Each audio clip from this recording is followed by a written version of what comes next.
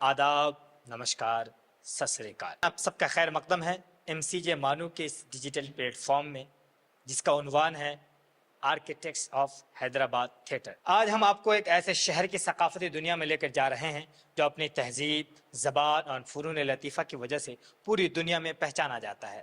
یہ شہر ہے حیدرآباد، ایک ایسا شہر جہاں ادب، موسیقی اور تھیٹر نے مل کر ایک زندہ ثقافتی روایت کو جنم دیا۔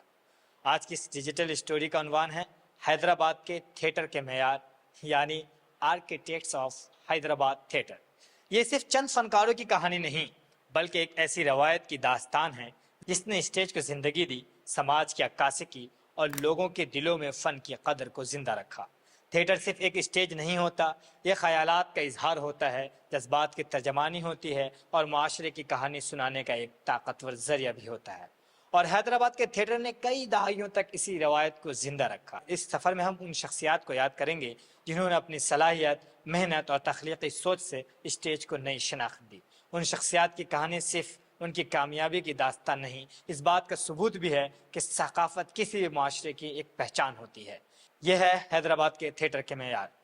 آج ہم ایک ایسے فنکار کی کہانی سننے جا رہے ہیں جس نے اسٹیج پر اکیلے کھڑے ہو کر ہزاروں لوگوں کو ہنسایا۔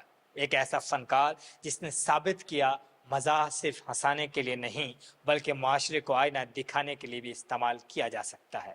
یہ شخصیت ہیں ببن خان۔ حیدرآباد کے تھیٹر کی تاریخ میں اگر مزاحیہ تھیٹر کی بات کی جائے تو ببن خان کا نام ہمیشہ نمایاں نظر آتا ہے۔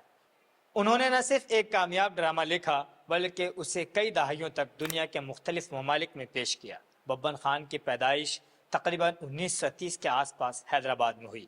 ان کا بچپن ایک سادہ اور متوسط گھرانے میں گزرا۔ بچپن ہی سے وہ لوگوں کو ہنسانے میں مہارت رکھتے تھے۔ محفلوں میں مزاحیہ انداز میں بات کرنا اور چھوٹے چھوٹے کردار ادا کرنا ان کا شوق تھا۔ یہی شوق بعد میں ان کے کیریئر کی بنیاد بن گیا۔ 1950 کی دہائی میں ببن خان نے اسٹیج پر کام کرنا شروع کیا۔ اس وقت ہندوستان میں تھیٹر زیادہ تر سنجیدہ موضوعات پر ہوتا تھا، مزاحیہ ڈرامے بہت کم ہوتے تھے۔ ببن خان نے محسوس کیا کہ اگر مزاح کے ذریعے سماجی مسائل کو پیش کیا جائے تو لوگ اسے زیادہ دلچسپی سے دیکھیں گے۔ اسی سوچ کے ساتھ انہوں نے ایک ایسا ڈرامہ لکھا جو بعد میں تھیٹر کی تاریخ میں ایک سنگ میل ثابت ہوا۔ 1965 میں ببن خان نے ایک مزاحیہ ڈرامہ لکھا جس کا نام تھا ادرک کے پنجے۔ یہ دراصل ایک ون مین شو تھا، یعنی پورے ڈرامے میں اسٹیج پر صرف ایک اداکار ہوتا تھا اور وہ تھے خود ببن خان۔ اس ڈرامے کی ایک مکمل اسٹیج پرفارمنس عموماً تقریباً 1 گھنٹہ 45 منٹ سے 2 گھنٹے تک ہوتی تھی۔ اس ڈرامے کی کہانی ایک عام آدمی کی زندگی کے گرد گھومتی تھی۔ وہ آدمی زندگی کے مختلف مسائل کا سامنا کرتا ہے، اور جیسے گھریلو جھگڑے، مالی مشکلات، سماجی دباؤ، لیکن ان سب مسائل کے مزاحیہ انداز میں پیش کیا جاتا۔ دلچسپ بات یہ ہے کہ ببن خان اس ڈرامے میں کئی مختلف کردار ادا کرتے تھے، جیسے کہ ایک پریشان شوہر، ایک سخت مزاج بیوی، ایک چالاک پڑوسی اور ایک عجیب و غریب ڈاکٹر۔ وہ صرف آواز، جسمانی حرکات اور مکالموں کے ذریعے کردار تبدیل کرتے تھے۔ اس ڈرامے کا ایک جملہ بہت مشہور ہوا۔ وہ جملہ یہ تھا کہ زندگی بھی ادرک کے پنجوں کی طرح ہے، جتنا چباؤ اتنی تیز ہوتی جاتی ہے۔ یہ جملہ دراصل زندگی کی مشکلات کو مزاحیہ انداز میں بیان کرتا ہے۔ یہ ڈرامہ اتنا مقبول ہوا کہ اسے دنیا کے مختلف ممالک میں پیش کیا گیا، جیسے کہ امریکہ، برطانیہ، خلیجی ممالک، ایشیا کے کئی ممالک۔ کہا جاتا ہے کہ اس ڈرامے کے ہزاروں شوز ہوئے۔ اسی وجہ سے اسے دنیا کی طویل ترین ون مین تھیٹر شوز میں شامل کیا جاتا ہے۔ ایک بار کا واقعہ ہے کہ ایک بار لندن میں اس ڈرامے کے پرفارمنس کے بعد ایک خاتون نے ببن خان کے پاس آئی۔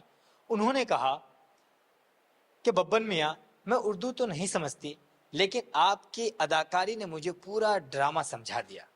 یہ اس بات کا ثبوت تھا کہ ان کی اداکاری زبان کے حدود سے بھی آگے تھی۔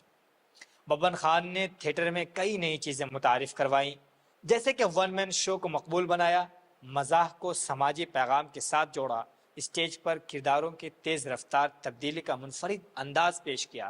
ببن خان کے کام نے کئی نوجوان فنکاروں کو متاثر کیا۔ بہت سے اداکاروں نے ان سے متاثر ہو کر تھیٹر میں قدم رکھا۔